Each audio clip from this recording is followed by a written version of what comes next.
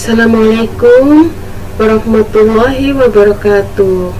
Anak-anakku sayang yang soleh dan soleha, selamat berjumpa kembali dengan Ibu pada mata pelajaran kimia kelas 12. Kali ini Ibu akan membahas salah satu konsentrasi, yaitu fraksi mol yang dilambangkan dengan X. Selain fraksi mol, konsentrasi itu ada berbagai macam, ada molalitas, ada molaritas, ada persen, dan sebagainya. Nah, kali ini yang akan kita bahas adalah fraksi mol. Apa itu fraksi mol? Fraksi mol itu adalah perbandingan mol salah satu komponen larutan dengan mol total semua komponen larutan. Ingat bahwa komponen larutan itu ada dua, yaitu zat terlarut dan pelarut. Jadi nanti fraksi molnya itu hanya ada dua, yaitu fraksi mol dari zat terlarut dan fraksi mol dari pelarut.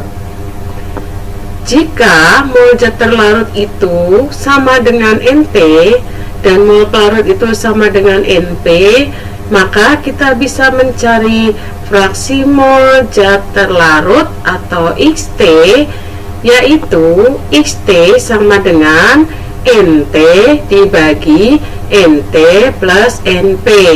Jadi kalau fraksi molnya zat terlarut, maka yang dibandingkan adalah mol zat terlarutnya terhadap mol total. Kemudian fraksi mol pelarut atau XP-nya, yaitu XP itu sama dengan NP dibagi NT plus NP.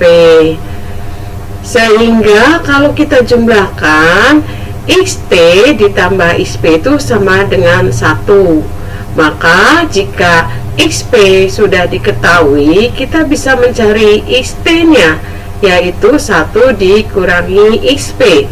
Begitupun sebaliknya, jika kita sudah mencari XT-nya, maka kalau dicari XP-nya tinggal 1 dikurangi XT-nya.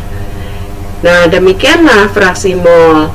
Nah, sekarang kita lihat beberapa contoh yang berkaitan dengan fraksi mol. Ini ada contoh soal yang pertama, yaitu jika 11,2 gram KOH yang MR-nya 56 itu dilarutkan dalam 90 gram air yang MR-nya sudah kita tahu yaitu 18, tentukanlah fraksi mol zat pelarut dan fraksi mol zat terlarutnya.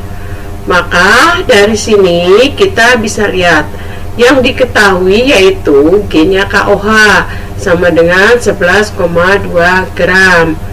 Yang kedua yaitu G-nya air yaitu 90 gram dan MR KOH dan MR-nya air. Apa yang ditanyakan?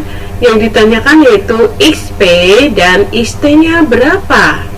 X-nya airnya dan X-nya KOH-nya ini berapa? Maka kita pertama kali yaitu mencari molnya. NT atau mol KOH. Jadi kita cari mol KOH dulu, yaitu masanya KOH dibagi MR-nya. Jadi 11,2 gram dibagi 56 gram per mol sama dengan 0,2 mol. Kemudian kita cari juga NP-nya, yaitu N-nya air, yaitu sama dengan masanya air dibagi MR-nya air, yaitu 90 gram dibagi 18 gram per mol sama dengan 5 mol.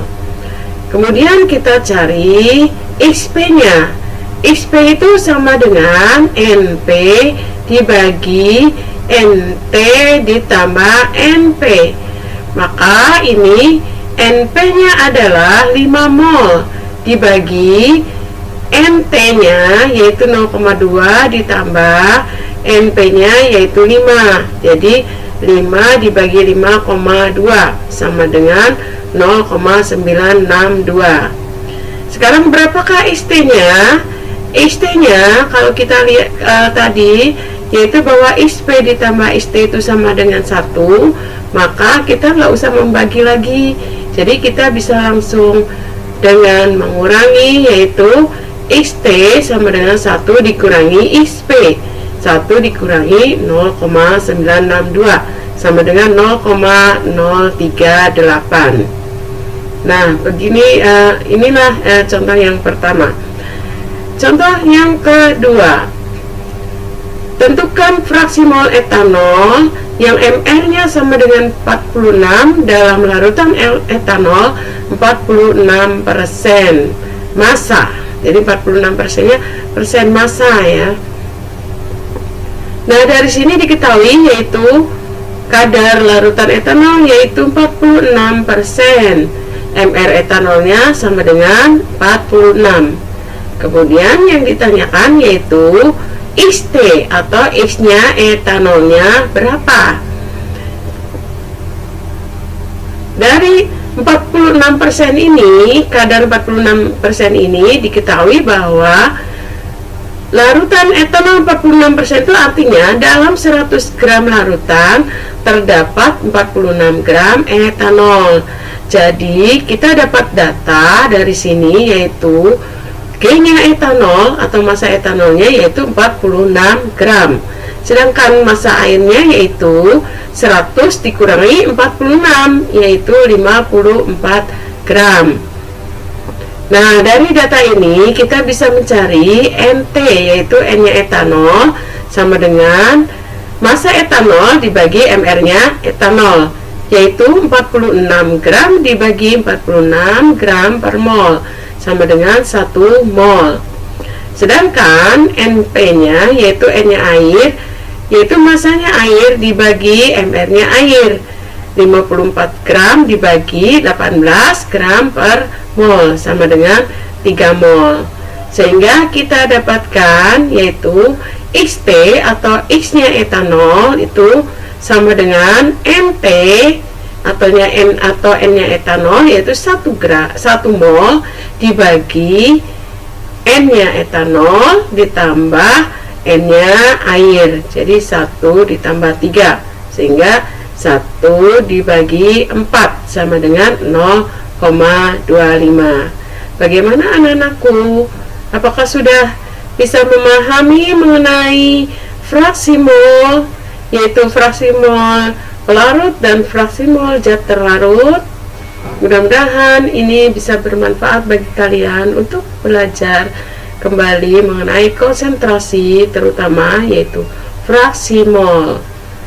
Demikian video pembelajaran dari Ibu akhiri dengan mengucapkan terima kasih dan wassalamualaikum warahmatullahi wabarakatuh. Tetap sehat dan semangat dalam belajar kimia.